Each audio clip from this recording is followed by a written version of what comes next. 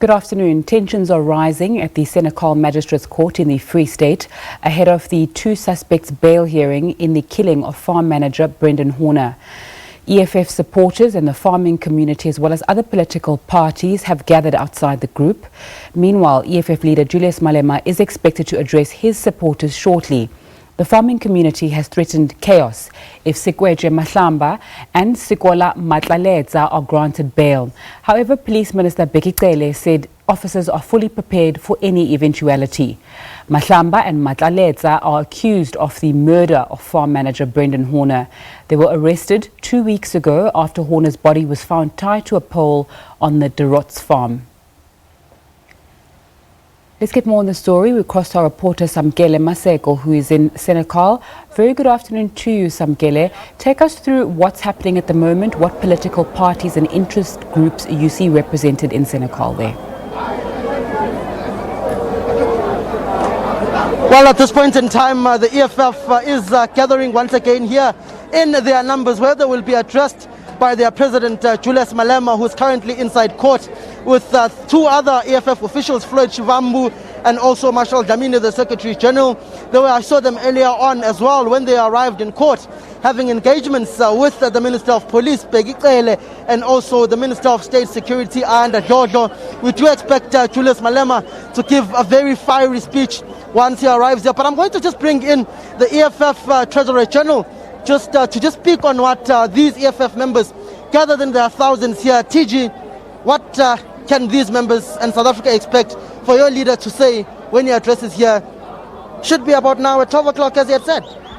Yeah, so the president of the EFF, the Commander-in-Chief, Julius Malema, will be giving an address here at any minute from now. He is now in court. He'll be descending back to the truck, and you can expect that he's going, obviously, to talk about what has happened here in Senekal, what brought us here in Senekal. And also at the center of this is the issue of the land.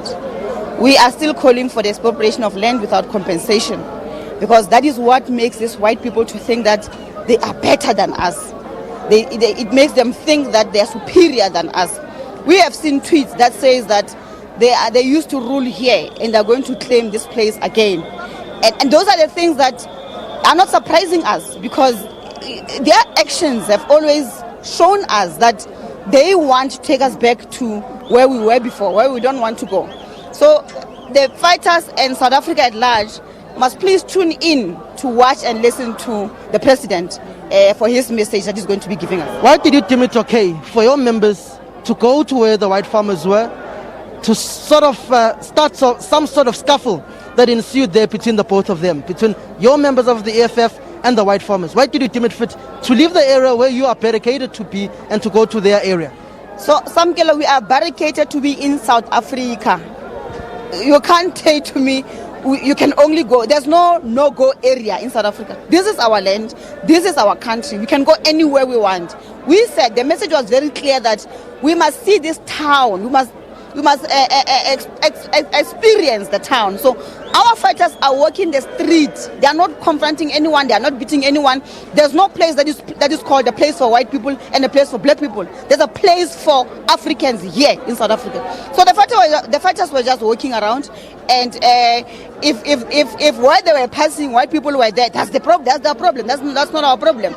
But there is no-go area in South Africa. There is no area where we say, yeah, it's only white people passing. There's no such thing. But is it okay to provoke other people? Our fighters never provoke anyone. They never provoke anyone. Don't try to bring things that have not happened. You are hoping that fighters are going to start some scuffle because you hate black people. We are peaceful. We are here in our numbers. We have not seen anyone inciting violence and anyone. We have seen white people carrying guns that wanted to access Senekal and being stopped by the police. None of that is making any headlines anywhere. So why are you not reporting about white people who are carrying guns here, wanting to come here to this place? Our fighters are coming in numbers. None of them is armed. We come peacefully here. We said yesterday that we are going to protect this area with our own bodies. We are here with our bodies, nothing else. We are not armed. The white people that are carrying guns, they must be the ones making headlines, and they must be the ones who are arrested. Because how do you carry a gun into a place like this? To do what exactly? So they must tell us what is their intention, what was the motive for them to bring that gun. That is what must be making headlines. Fighters never approached anyone. Fighters never provoked anyone. Fighters are peaceful, are singing. Fighters want their land. Fighters are saying, we want our land back as Africans. We want to expropriate this land without compensation. We want to nationalize our mines here in South Africa. No fighter is ever fighting with anyone. I saw the leader of the EFF, Julius Malema, seated alongside the Minister of Police, Begicele, in court, and the Minister of State Security, Ayanda Dlodlo.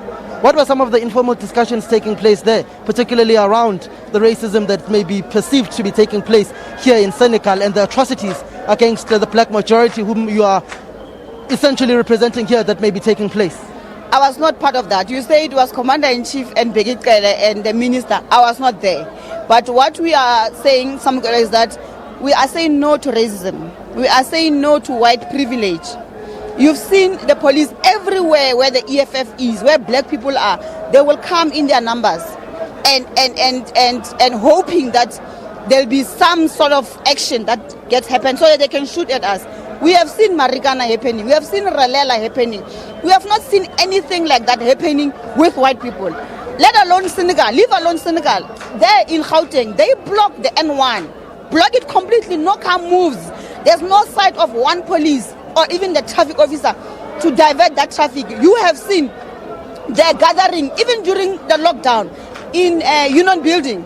No sight of police, nothing. The police never came, not even with tigers or water cannons to disperse that crowd of white people. So white privilege must fall. Racism must fall. We must all be treated equally under the umbrella of the law of this country. Let's engage on the practical steps that must be taken to resolve this impasse that's there. This lack of social cohesion, this myth of a rainbow nation that is seemingly disintegrated and disorganized, this puzzle that is broken out. How do we mesh it all back together so that there's social cohesion in the country? Samkele, you can never have lasting peace if you don't address the issue of the land. The land must come back to the people of South Africa. The state must be the custodian of the land. So until you've got land, there's nothing you can do. I was driving on the N3 yesterday, all the way from Gauteng up to here. It's farms of white people. You will never see a farm of a black person. Yet the black people are the majority here in this country. When you look at the economy of this country, it's predominantly white. It's white-owned economy that was inherited from apartheid. So until you change the issue of ownership of the mines, until you change the ownership of the Reserve Bank, you will never have long-lasting peace, because we are treated the way we are treated because these white people, they feel that they are superior. They feel that they can feed us. They feel that they are the ones who are making the economy run, and we are just laborers in this country. So the state must take decisive leadership in changing the economic patterns of this country. Have you as the EFF made any initiatives to engage the white farmers of the Free State, and in particular the white farmers of Senekal? No, why must we engage white farmers? Why must we engage white people? The problem is the issue of the land. The problem is the issue of nationalization of mines and the Reserve Bank and other strategic sectors of the economy. We must engage every South African to say, let's expropriate land without compensation. We're not going to have separate groups of white people treating them as if they are superior. We're not going to do that. Mandela did that with the Codesa nonsense. It has not yielded anything. 26 years into democracy, we are still sitting here with these racial tensions that are brought about by the nonsensical Codesa. So we're not going to be engaging in those things. We want our land. We want to nationalize the mines and the Reserve Bank. And we want a free quality education in this country. Until we achieve those things, there will never be long-lasting peace. I may be slow, but just logically engage me here. How do you expect to take the land without engaging the people who are the current custodians and the owners of that land? So if you are following Parliament, Samkele, we are, as you know, EFF is very peaceful. We do things by the law. The law allows Parliament to change the constitution. You've seen Parliament coming out twice. The first was engagement to say what must happen. The people said, let's expropriate the land. Now what we are engaging with as Parliament is to say, in amending section 25 of the constitution, what must be in there. We were obviously stopped by Corona, but we are still in the process of engaging on what must be changed in the constitution for us to take back the land. We are going to take back the land in our lifetime, Samkele. changing the constitution, section 525 of the constitution is going to give our people their land back, and it's going to happen here in South Africa in our lifetime. In this area, most of the land is owned by the white farming community.